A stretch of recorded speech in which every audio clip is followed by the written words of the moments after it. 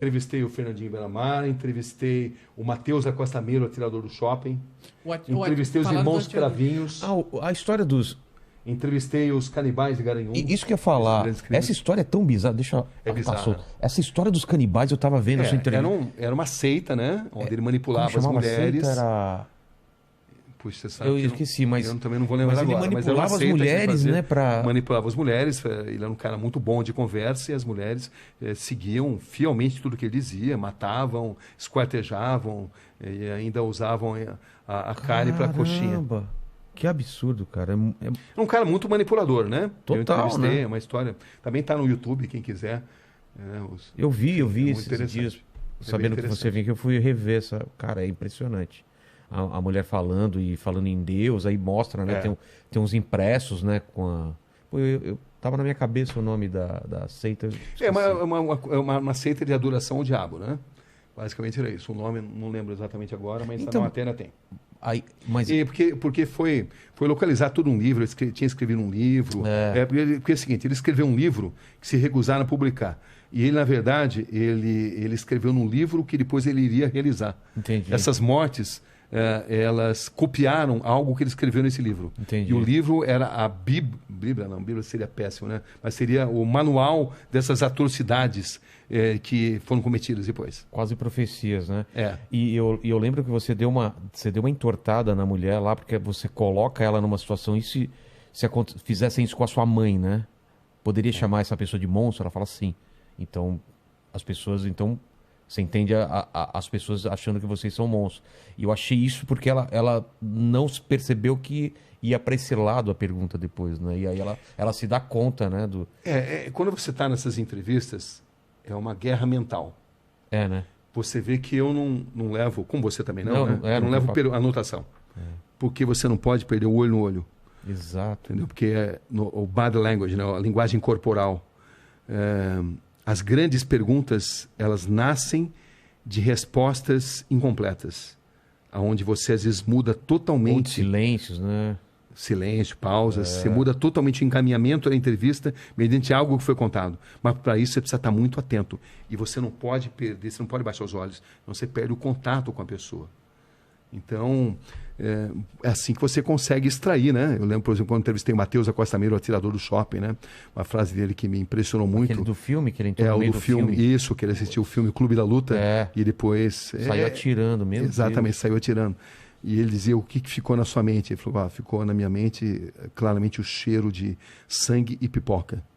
Caramba. Você vê, ele relacionava sangue e pipoca na mente dele. E nunca se arrependeu do que fez. Essa é a verdade. Psicopata não se arrepende. Ele pode até falar que se arrepende porque eles são inteligentes, são frios e notam que precisam falar muitas vezes o que as pessoas esperam ouvir. Entendi. Mas psicopatas não têm cura. Caramba. O Vulkslock 22, olá Inteligência Cabrini, gostaria de saber, existe uma enorme romantização da criminalidade do perfil das pessoas que cometem crime, mas na experiência, qual a sensação e lição que tira de toda essa experiência com eles?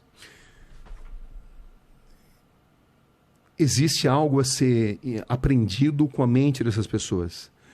Traumas de infância, ou não. Sempre tem um gatilho ou não? Às vezes sim, às vezes não. Não é exatamente automático. Muitos usam isso como algo para justificar o que fizeram, entendeu? Como um trauma da infância, né?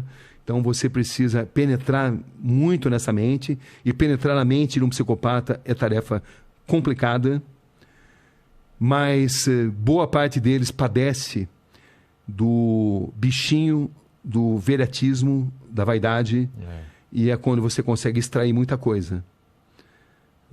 E eles gostam também de submeter a capacidade deles de manipular a sua capacidade de perguntar. Então, eles estão sempre tentando te manipular a perguntar o que eles querem responder. Com certeza, com certeza. É um jogo mental violento, onde você precisa ter o máximo de concentração. Senão você faz exatamente o que eles querem, né? Você faz, senão você não surpreende.